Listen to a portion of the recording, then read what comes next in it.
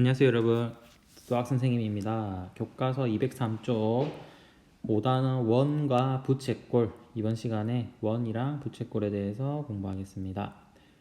학습 목표가 이제 부채꼴의 중심각과 호의 관계를 이해한다. 호라는 용어가 새로 나오죠. 첫 번째 부분에 이제 공작새가 꼬리 깃털을 펴면 부채 모양이 된다. 그래서 지금 공작새 꼬리 펼친 모양이 이렇게 부채꼴 모양이다, 이렇게 얘기하는 거죠. 그래서 과연 부채꼴을 뭐라고 얘기를 하느냐 공부를 하는데, 탐구학습부터 보면 용어들이 많이 나오죠. 지금 호라는 용어, 현, 호, 현, 부채꼴, 활꼴, 이 용어들이 이제 뭔지를 우리가 그림을 보면서 확인을 할 수 있어야 되겠죠. 자, 첫 번째 모양이 이게 부채 모양이라고 해서 오렌지 자른 거 이렇게 부채 모양이니까 이렇게 연결되겠죠. 그 다음에 두 번째가 이제 활이죠. 선생님이 감명 깊게 본 영화 중에 최종병기 활이라는 영화가 있는데, 좀 오래된 영화인데 그게 19금인지 15세인지 잘 모르겠는데 정말 재밌어요. 그게 재밌는데 거기 보면 이제 활을 많이 쏘거든요, 영화상에.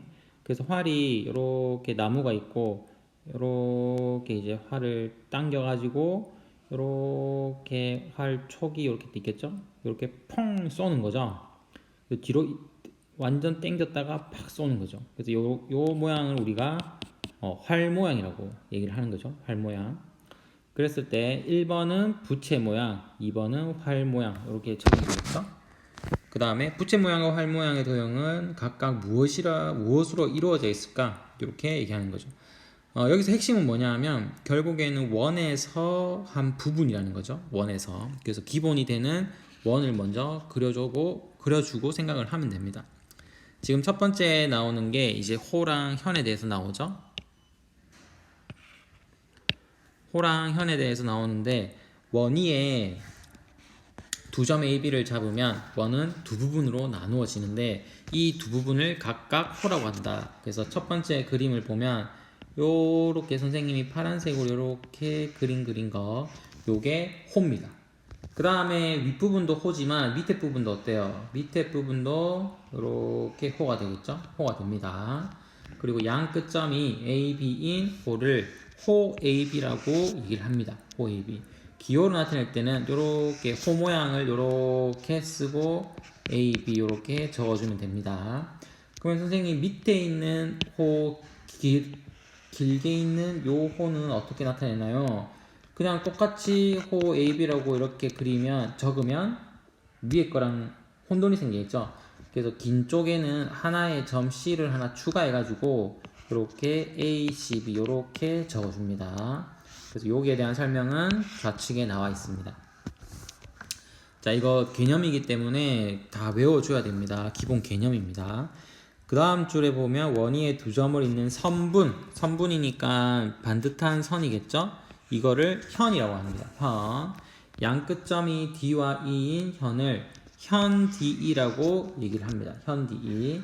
여기 보면 DE를 이렇게 이어준 선분이 있죠? 요거를 현 DE라고 합니다. 그 다음에 원의 중심 O를 지나는 현 DF는 그 원의 지름이 되겠죠? 현이면서 동시에 지름이다 이거죠. 무슨 점을 지나면? 중심을 지나게 되면 됩니까?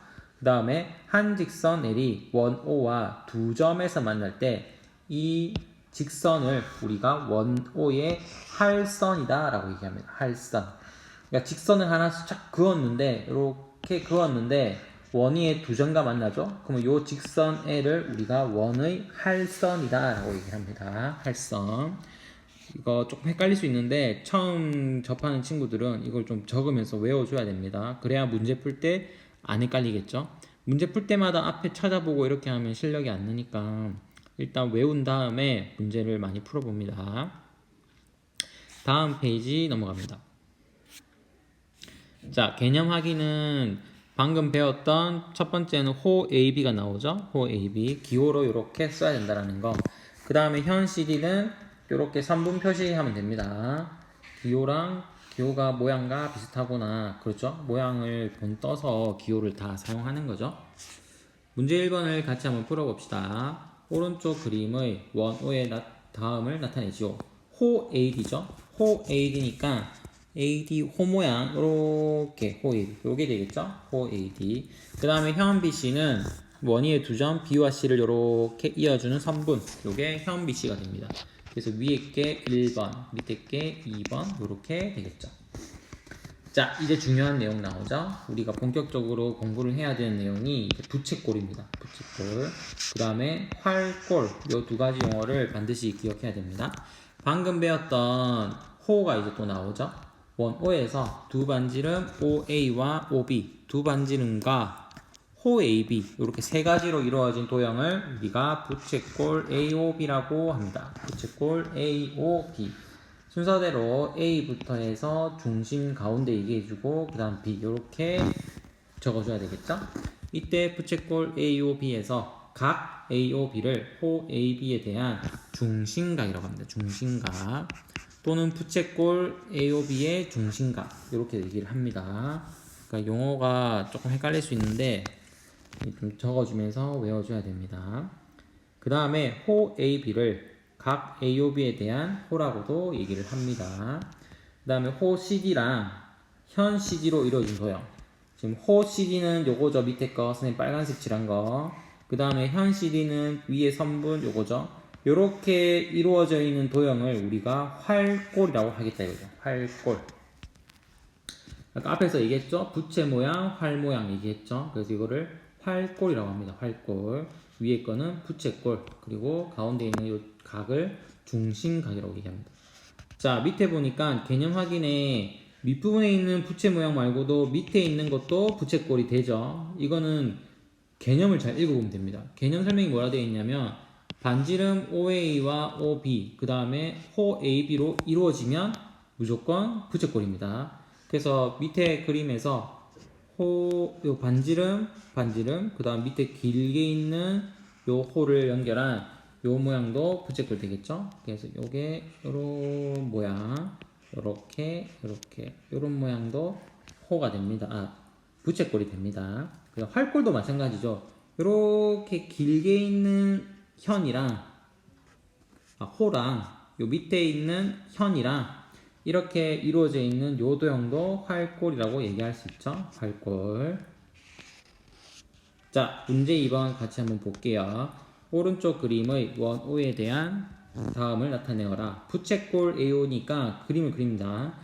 A, O, E 요렇게 나타낸 요게 부채꼴 AO입니다. 그 다음 호 BC의 중심각. 호 BC는 요거죠. 요걸로 요렇게 이루어져 있는 중심각이니까 요각이 되겠죠. 요각. 파란색으로 칠하는 요각이 호 BC의 중심각입니다. 그 다음 호 CD와 현 CD로 이루어진 활꼴.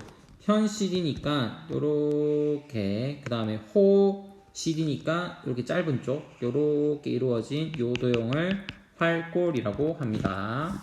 됐죠? 자, 넘어갑니다.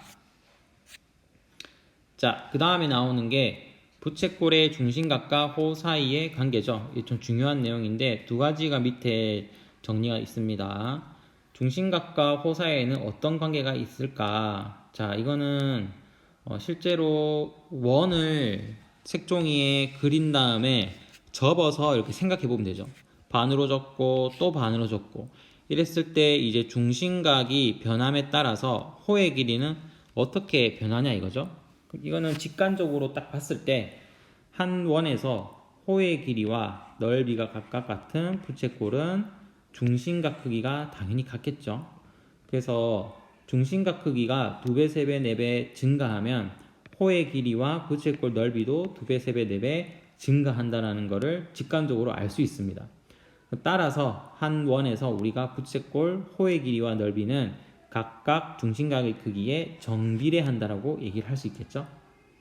그래서 이상을 정리했을 때 두 가지 정리가 나오는데 한 원에서 중심각의 크기가 같은 두 부채꼴의 호의 길이와 넓이는 각각 같다라는 거. 중심각이 만약에 크기가 같아요. 그러면 부채꼴의 호의 길이 넓이랑 같다 이거죠. 호의 길이와 넓이. 그 다음에 부채꼴에서 호의 길이와 넓이는 각각 중심각 크기에 정비례한다는 거. 정비례. 요 두 가지는 무조건 외우고 있어야 됩니다. 중요합니다. 그 다음에 요 내용도 조금 기억해 줘야 되는데 한 원에서 중심과 크기가 같으면 현의 길이도 당연히 같다라는 거예요. 이렇게 원이 있고 여기서 중심과 크기가 같아요. 그러면 쌤이 막곡지각이 나오게끔 이렇게 그리면 되죠. 이렇게 되면 요 중심각과 요 중심각 같죠? 그랬을 때 현의 길이, 호의 길이 말고 현의 길이 요 선분도 길이가 똑같다라는 거죠. 요 길이 똑같다라는 거. 요거는 실제 문제를 풀면서 조금 기억을 해줘야 되는데 개념 확인 보면 중심각이 40도, 80도죠. 정확하게 중심각이 2배가 됐으니까 호의 길이도 정확하게 2배가 돼야 됩니다. 그 다음 요거는 넓이 얘기하는 거죠. 중심각 크기가 2배가 됐으니까 부채꼴의 넓이는 7에서 14가 되어야 된다는 거죠. 별로 안 어렵죠. 비례식을 써서 생각해도 되고. 자, 문제에서 한번 볼게요. 45도, 45도니까 중심각 크기가 같아요. 그럼 호의 길이도 당연히 같겠죠? 그래서 x가 7 나오겠죠? 자, 2번도 마찬가지죠. 두 개가 정비례하기 때문에 넓이가 같다면 중심각 크기는 어떻다? 또 반드시 같아야 됩니다. 60도. 됐죠? 넘어갈게요. 자, 206쪽 나오는데 자, 206쪽에 문제 4번만 풀고 마치겠습니다. 자, 그림에서 x의 값을 구하시오 나와 있는데 자, 이거는 비례식 써도 되는데 그냥 일단 직관적으로 볼게요. 지금 40도에 대한 호의 길이는 5cm, 그 다음 x도에 대한 호의 길이는 15cm. 몇 배인가요?